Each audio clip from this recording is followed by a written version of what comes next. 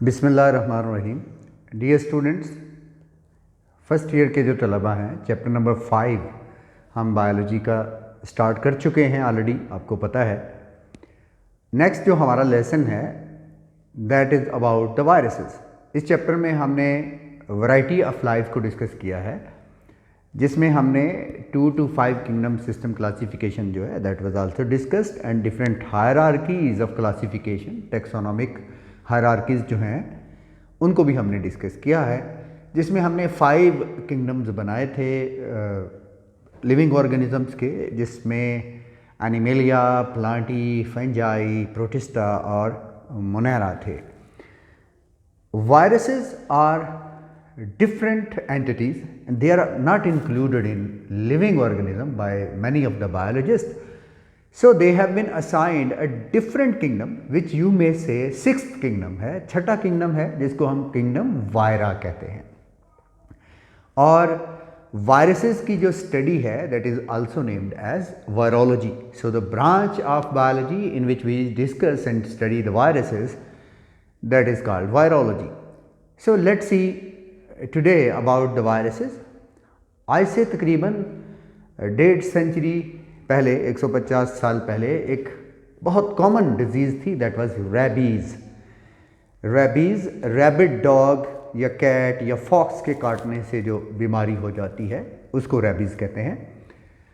अगरचे रेबीज़ के बारे में ये डाउट था that it is not caused by bacteria, because इसके जो एजेंट्स थे they were passing through the filter paper, और वो फिल्टर पेपर के ऊपर नहीं आते थे, जिसकी वजह से ये सस्पेक्शन थी that there is something unique and different from that of bacteria which causes rabies. And you know in 1892 Ivanovsky ने सबसे पहले जो टोबैको मोज़ेक वायरस है उसको डिस्कवर किया। टोबैको लीव्स से, जो डिजीज़्ड लीव थे जिनके ऊपर ब्राउन कलर के स्पॉट्स थे, वो लीव्स उससे जो है ना वो टोबैको की क्वालिटी में और टोबैको के प्लांट की सेहत पे बहुत बुरा असर था। तो उसको उसने जब स्टडी किया, उसको फ़िल्टर किया, तो उसने देखा कि ये मटेरियल ऐसा है which can pass through the filter, और उसने एक्चुअली मैश किए मार्टर एंड पैसल में, कुंडा और डंडी में बाकायदा तौर पे जो लीव्स ऑफ टोबैको हैं उनको उसने मैश किया और उनको फ़िल्टर किया, और वो जो फिल्ट्रेट हासिल हुआ उसको उसने देखा कि अगर इस फिल्ट्रेट को हेल्दी प्लांट के लीव्स के ऊपर लगाएं तो वो प्लांट्स भी मोज़ेक डिजीज़ का सबब जो है ना वो शिकार हो जाते हैं। इसलिए उसने कहा कि ये ऐसा मटेरियल है विच इज़ फिल्टरेबल, और ये फिल्टरेबल है लेकिन ये पॉइजनस है for the tobacco plant. So the term was used virus. Virus का 1 सदी पहले जो मतलब था इस इस्तिलाह का, इस नोशन का, वो ये था कि ये एक पॉइजनस फ्लूइड है, और इसका जो वर्ड डिराइव हुआ है वो वैनम से हुआ है। वैनम, आज भी हम जो स्नेक्स होते हैं वो जो जहर दाखिल करते हैं पेशेंट की या अपने विक्टिम की बॉडी में, उसको हम वैनम ही कहते हैं because it is a poisonous fluid. ये एक पॉइजनस फ्लूइड होता है, इसलिए हम इसको वैनम कहते हैं। सो वैनम से ये वर्ड वायरस जो है वो डिराइव्ड है, और इसका मतलब ये है कि ये पॉइजनस फ्लूइड है। लेकिन आप सब लोगों को पता है, पहले भी हम डिस्कस कर चुके हैं चैप्टर नंबर 4 में, जब इलेक्ट्रॉन माइक्रोस्कोप डिस्कवर होती है इन 1930s, तो फिर 1940s में तकरीबन वायरसेस को हम स्टडी करना शुरू करते हैं। लेकिन इससे पहले W.N. Stanley, I hope you remember the name of the Stanley, he actually isolated the viruses. उसने वायरसेस को आइसोलेट किया पहली मरतबा 1935, और फिर आइसोलेट होने के बाद they were then studied in electron microscope, और फिर हमने जाना कि दरअसल जो वायरसेस हैं that is not a poisonous fluid, rather they are particle of different nature, shape and structure. ये पार्टिकल हैं जिनकी मुख्तलिफ नेचर है, मुख्तलिफ शेप है और मुख्तलिफ स्ट्रक्चर है। एनी हाउ, वायरसेस के बारे में फिर अभी तक कंट्रोवर्सी चलती है वेदर दे आर लिविंग और नॉन लिविंग ऑर्गेनिज्म। कुछ बायोलॉजिस्ट इनको लिविंग समझते हैं क्योंकि वो मल्टीप्लाई करते हैं, उनका जीनोम होता है, वो जेनेटिक मटेरियल रखते हैं और अपने करैक्टर ट्रांसमिट करते हैं in the next generation. So in this aspect they can be considered as living. But viruses can be crystallized, viruses do not have protoplasm, they are not having cells, and so many other characteristics are there which do not fit them in a living organism. Anyhow, viruses, now we know that viruses are nucleoprotein particles. Nucleoprotein particles means they are made up of nucleic acid and protein, or they are causal agents of many of the diseases such as influenza, polio, and so many other hepatitis, dinghy और recent disease जो हमारे मुल्क में जो है ना वो पिछले 5-7 साल से आ रही है, and corona pandemic at this moment पूरी दुनिया में फैली हुई है disease, and AIDS, all these diseases are caused by viruses. So viruses are very important for us now because they are the causal agent of many animal, human and plant diseases. The word virus पहले discuss हो चुका, venom से derive हुआ है जिसका मतलब है poisonous fluid. जो सबसे पहला मेथड डिजीज़ से अवॉइड करने के लिए, डिजीज़ से प्रिवेंट करने के लिए डिस्कवर हुआ, वो भी वायरल डिजीज़ के लिए था. आप सब लोग जानते हैं एडवर्ड जेनर को. Edward Jenner was the person who fashion the vaccination process.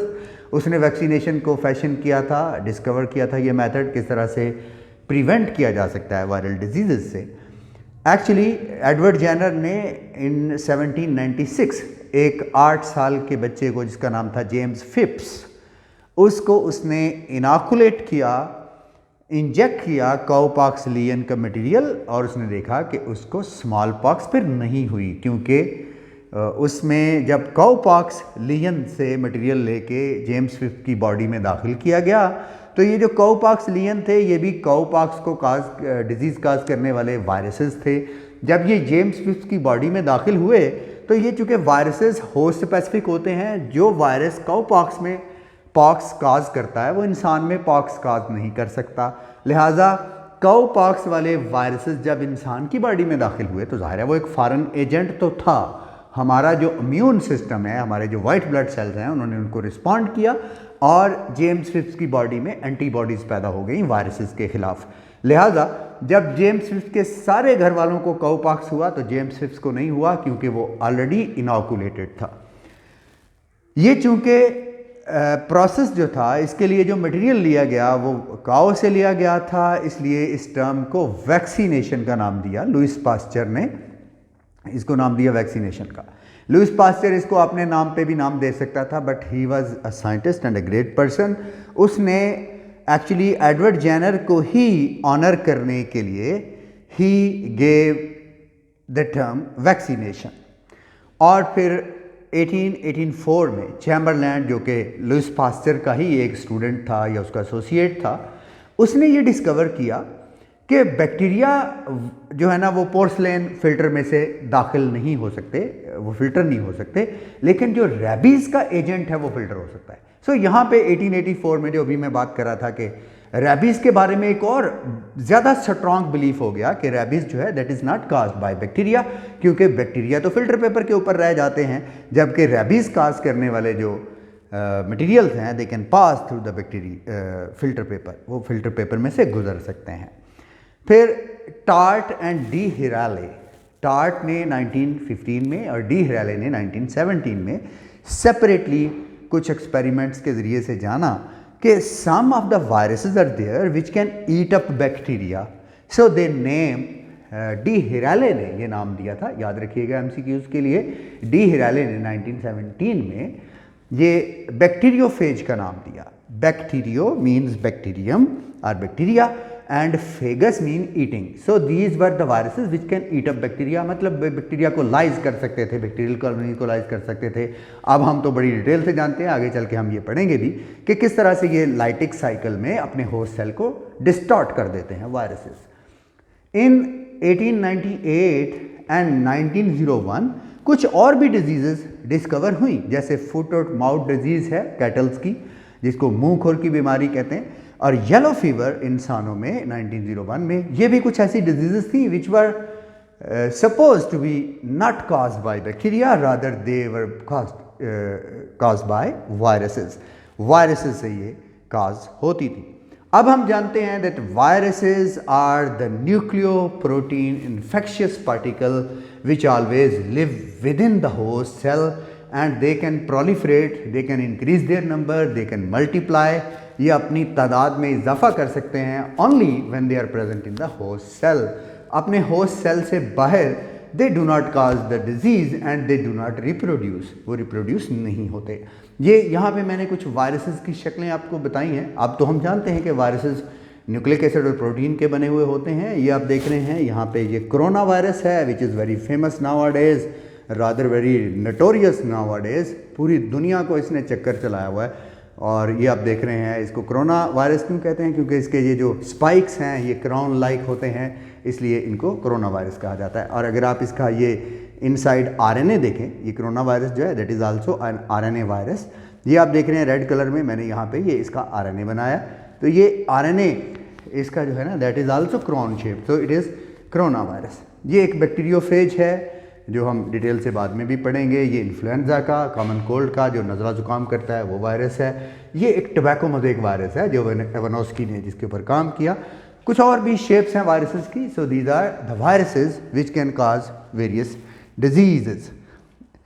1935 में जब डब्ल्यू.एन. स्टेल ने इसको सेपरेट करता है टोबैको मोज़ेक वायरस को, तो फिर इसके केमिकल एनालिसिस भी किया जाता है and then we could know that viruses are made up of nucleic acid and protein. बच्चों ये इस टॉपिक का इंट्रोडक्शन था। नेक्स्ट हमारा जो टॉपिक होगा वो इंशाल्लाह वायरसेस के कैरेक्टरिस्टिक्स और स्ट्रक्चर ऑफ द वायरस और फिर कुछ वायरल डिजीज़ का तज़किरा भी हम करेंगे। I hope you understand. If you have any problem, if you think that there is some problem in understanding any term or any word, आप अपनी बुक का जो पेज है उसको भी पढ़िएगा ज़रूर। और जो भी आपके जहन में कोई सवाल उठता है आप मुझसे सवाल पूछ सकते हैं। इंशाल्लाह आपके सवालों का जवाब दिया जाएगा। Thank you very much. Allah.